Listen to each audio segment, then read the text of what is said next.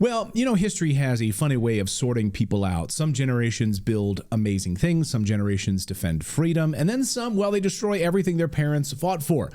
So I wanted to talk today about the worst generation in American history, the baby boomers.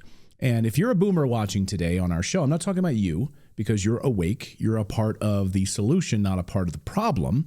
But let's start with some comparisons here and some context. The greatest generation came home from World War II after defeating fascism. And what did they do next? They built things. They laid down roads. They created jobs. They invented the American suburbs. They gave us the interstate highway system, NASA, the booming middle class. They forged a real economy where a single income could actually buy a home, raise a family, put kids through school. Imagine that. In other words, the greatest generation actually created the American dream. And then the baby boomers showed up. The liberal baby boomers, mostly liberal, or rhinos as well, showed up and basically destroyed everything. They inherited greatness, and then they burned it all to the ground. For stock options. Well, in their defense, liberal universities did that to them on purpose. Well, and also, yes. I mean, if Bill Clinton was a part of that process of putting Teach for America in place and these activist teachers, and so it was all part of a plan. It was all part of a plan.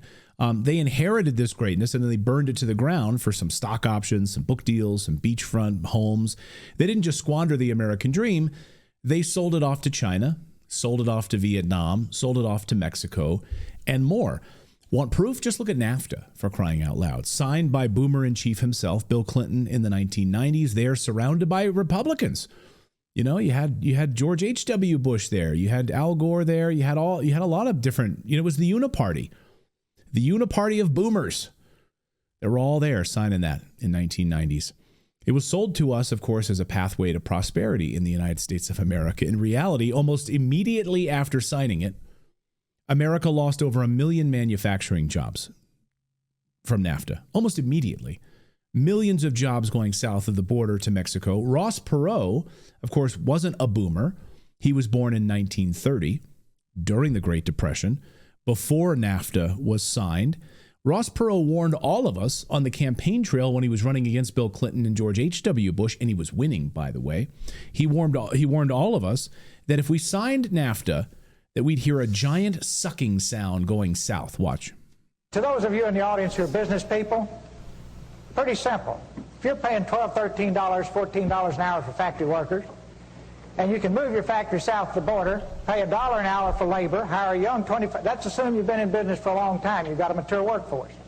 Pay $1 an hour for your labor, have no health care, that's the most expensive single element making a car, have no environmental controls, no pollution controls, and no retirement, and you don't care about anything but making money, there will be a giant sucking sound going south. Oh boy, was he right. They all laughed. They all laughed at him. They all made fun of him. Dana Carvey made fun of him. Sadly, he dropped out of the race. That was 1991 during the race for the White House. Clinton signed NAFTA, of course, in 1992 after he became president of the United States. And since 1997, we've lost over 90,000 factories in the United States. That's according to the Bureau of Labor Statistics in the United States and the U.S. Census. 90,000 factories closed. Entire towns completely gutted. And as Steve Eisman pointed out yesterday, the free trade baby boomers were dead wrong about NAFTA. I think what's going on here is you have to go back to the 90s when Clinton was pushing NAFTA and China entering the WTO. And he basically made two arguments, that free trade would improve GDP growth and would create a lot of jobs. And he was right on the former, and he was dead wrong on the latter. And, if you travel this country, there are parts of this country that would have been devastated over the last 25 years because of free trade, because they didn't just lose their jobs, they lost their towns. Yeah, this is what's happening to America right now, okay? America is being gutted. America is being destroyed. And it's all by our own doing. We better pay attention, folks. We better wake up and pay attention. This is the primary concern for the United States of America right now. The real dirty story is that the boomers got rich off of all of this. Made a lot of money off of it. They called it free trade, but it was economic treason. Even some boomers are starting to admit it. Back in 2017, former Clinton aide Paul Begala unexpectedly wrote an essay highlighting the destruction of America at the hands of baby boomers. It's published in Esquire magazine. Here was the cover story. There's his boy, Bill Clinton, right on the cover. And then if you just scroll down a little bit here as we pan down the article, The Worst Generation, or How I Learned to Stop Worrying and Hate Boomers by Paul Begala. They acknowledged it, the worst generation. In it, he confessed the truth. The baby boomers are the most destructive generation in America, he wrote. Wow, Begala didn't mean it as an attack, but he nailed it. The boomers inherited a global superpower and left us with a broken nation, rising debt, disillusioned youth. I mean, do you talk to like young people at all out there who, maybe are in their 20s right now or trying to make it in their career? Like, they're completely disillusioned. You wonder why they voted for Trump in overwhelming numbers? They're sick of it. And now these same boomer elites are whining on social media about how Trump is ruining their stock portfolios. One of the most viral moments happened this week on X the past few days. This sums it up perfectly. Tim Wise writes, hey, for all you MAGA cultists who keep saying the market slump doesn't matter because 20 and 30-year-olds have plenty of time to make up losses, seriously, what is your answer for people retiring now who thought they were good until your guy effed it up? What's your answer? Tough shit? To which this younger person writes my favorite response of all time. Yes, my answer is tough shit. Just like your generation's answer to millennials and Zoomers who were unable to get a job, buy a home, have a family, or save for our own retirement was, quote, tough shit. This is your karmic reckoning, carefully curated from the moment you abandoned the unwritten obligation every generation always had to leave the world a better place for the next generation. You stole our jobs, you stole our houses, you stole our pensions, you stole our rents, you stole our futures. You made the world infinitely worse for us in every way. All so you could have a boost in your portfolio and spend a historically unprecedented 20 years at the end of your entitled lives sitting on a beach in Florida. You know why millennials and Zoomers don't care about what's happening right now? It's not because we think we'll make it up later. It's because we've already accepted we'll never make it up. This is a normal day for us. This has been our reality our entire effing lives. Welcome, enjoy, pull yourselves up by your bootstraps, skip the avocado toast, and print off a few resumes. Ouch. So boomers sold out our jobs, our wages, our future to China, and now they want sympathy because Trump put America before their investment portfolios. And Trump loves the stock market. Sorry, no tears here, but let's talk some real numbers. In the 1980s, the national debt was $907 billion. Imagine that. Wrap your heads around that. The national debt, $907 billion in America. Today, it's over $36 trillion. They ran up the credit card debt and handed us the bill. The average student loan debt right now, $37,000 for college in the United States. And what does it get you? By the way, tuition is up 1,200% in the U.S. since the 1980s. Boomers paid out $1,000 a year for college education. Did you guys know that? College education for boomers, $1,000. We get a 30-year debt sentence just to get a job that they already outsourced to Mexico and Vietnam. And it doesn't end there, by the way. In 1980, the median home price was $47,000.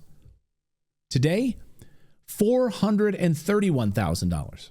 In the U.S. Somebody says, I'm out, this anti-boomer rhetoric. This is not anti-boomers, the generation. This is anti-boomer leadership. Yes. It's what they did while you were working your ass off and you didn't know. Yes. So if you're a boomer, this is not to you. And I said that at the beginning, by the way. Yeah. So this is what they did behind your back. And my generation now is saying, we're going to watch them for what they did to our parents and us as the children of boomers. Yeah. So that's not for you. Don't start crying about this. This is not you. Yes. And unless you're Bill Clinton, then it is you. Okay. It's the liberal boomers and rhino boomers, by the way, who are part of the uniparty that got us into this mess. And it's those who were born after World War II that tore down the greatest generation. So in 1980, the median home price was $47,000. Today, it's over $431,000. How are young people supposed to be able to work a job, buy a home at that price? It's nearly impossible. How are they going to do it? Boomers bought homes with single income, no college debt. One spouse stayed home, raised children, not anymore. We're drowning in inflation, gig work, and then we rent we can barely afford. According to the New York Fed, credit card debt in America just passed $1.13 trillion for the first time ever. So not only can't they afford it, they're swimming in mountains of debt right now. These younger generations are not living lavishly. They're putting groceries on credit cards. Meanwhile, baby boomers own 53% of all the wealth in the United States. That's why there's so much crying this week on national television by people like this, Jim Cramer. These boomers are the TV anchors. They're the TV guests that you see all the time. They own all the wealth in this country, so no wonder Jim Cramer is crying. And millennials, they own just 6% of the wealth, only 6% in the United States. That's why this shirt is going viral today, because millennials don't give a shit about baby boomers losing money in their stock portfolios. I survived the Trump recession from the 7th of April to the 9th of April, 2025. And just when you thought they couldn't mess up anything else, boomers even destroyed our showers and told us to use paper straws. They wanted to condescend and tell us all how to live our lives. In 1992, under Bill Clinton, boomer regulators passed federal regulation rules that restricted how much water could come out of your shower head, and then President Biden doubled down on it. Even Seinfeld mocked it at the time. Watch. Hey, the super's in my bathroom changing my shower head. Have they changed your shower head? No, he's doing mine next. They're low flow, you know. Low flow? Well, I don't like the sound of that. Jerry! Jerry! You too, huh? Yeah! These showers are horrible. Yeah, that's right. Boomer tyranny rejected your own bathroom. Reached your own bathroom. The tyranny reached your own bathroom. And President Trump yesterday signed an executive order getting rid of it, by the way. So low flow nonsense, weak pressure. You need 10 minutes just to rinse shampoo out of your hair. So President Trump ended that yesterday. So the worst generation in American history, the baby boomers, destroyed everything, even showers. But the worse than that is that boomers became the generation of war. How did this happen? They became the generation of loving wars. Boomers used to chant, "Make love, not war." Now they wave Ukrainian flags from their homes on Martha's Vineyard and beg for World War III. They gave us endless foreign wars, really starting under Bill Clinton and into the Obama era.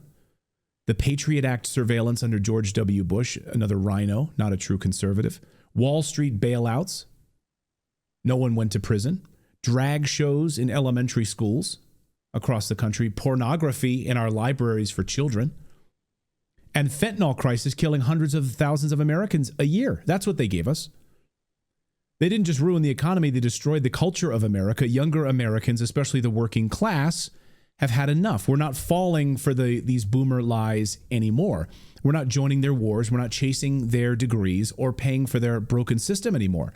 So President Trump has tapped into a generational fury right now that I think is getting worse by the minute. These younger generations are fed up with what these boomers did to us. The same boomers who are now spending their days going to paid George Soros protests against Doge. Imagine being so clueless that you're upset that Doge is eliminating waste, fraud, and abuse in our government. It's all baby boomers showing up at these rallies, or largely, overwhelmingly, baby boomers showing up here. Very few young people. I love this one young liberal who went to a rally and was shocked that there were no young people, only seniors. Listen to this liberal upset about all of the seniors at these rallies. Watch. Can I chime in real quickly? I just want to make sure. I did not censor this, so the original language is still in it. Oh, okay. I forgot to do that. Okay, so you got a language warning. Language warning, everyone. Listen to this liberal's dirty mouth. Watch. I'm at the protest right now in New York City, anti-Trump, anti-fascist protests, and I have one question. Where the fuck is Gen Z? These people are cheering, they're talking like it's just the 60s, it's just like the 60s, and they're having conversations and walking slowly. There's no fight here. There's no youth here. It's all 30-somethings and their children, and then seniors, and God bless everybody who showed up today, but I'm really fucking disappointed in the youth turnout. Where is the youth turnout? This is your future that is going to be impacted by the actions of the Trump administration. Yeah, really. It's the Trump administration's fault. Yeah, you know where they are? Where are these young people? They're at their jobs. They're probably working hard, actually. Probably working very hard to try to put food on the table right now to actually sustain a living while these boomers are out there protesting Elon Musk. Well, Donald Trump, go ahead. Did you see DoorDash enthusiastically added financing to their, like you can order their food now through DoorDash and finance it? What? Through like a firm and things like that. Oh my God. That's how bad it's gotten now. Yeah, for a cheeseburger. Yes. Yeah, you almost need to. And I'm really thinking about how are young people going to be able to afford their future? I mean, yesterday we went for lunch. We took our son because he had a doctor's appointment. So we popped over and went and we got a little lunch. And just for the three of us, for like a real basic, real simple, small lunch, it was like over $40. Mm-hmm. I was like, there's no way. And it wasn't, we didn't sit down, didn't have service, table service. It was just real fast. And it was crazy. $40. How are young people going to afford their future? So they're working. They're not hanging out these George Soros funded protests. Right. And think of who this leadership class of the Bushes and the Clintons, who did they protect? Right. So they gave all of this lip service to, we're protecting the elderly from frauds and scams. While we were in college, we got predatory credit cards in our student union mailed to us ad nauseum with inflated educational prices. Who was protecting the young people then? Right. And it wasn't. And again, most of us just didn't know because it was done under the guise of so many nonsensical logic. So much not, we're never told the truth. And the one thing that this generation of leaders was really good at was a bait and switch. We're doing great things here while we're doing things over here. It's taken years to unravel everything that they did. Yeah, and Instacart does it too. Nathan says in our chat, Nathan says that Instacart does the same thing as DoorDash does now too. That's crazy. So yeah, and the thing is, it's like 30% interest too. Is it like, really? Oh my God. So you're buying a meal at 30% interest just to eat. Like, yeah. So get out there and protest Elon Musk. Yeah. Get out there and protest the $36 trillion in debt. No, don't do that. Go protest President Trump for cutting that waste, fraud, and abuse. And look, I don't support President Trump on a number of issues, specifically on the Middle East right now. I've been very vocal about that. But on this, actually trying to make America a manufacturing hub again and actually bring jobs back to the United States, absolutely. And he's a boomer. He may be the boomer that actually can do something about this. I don't know. He was born in 1946. He is a boomer.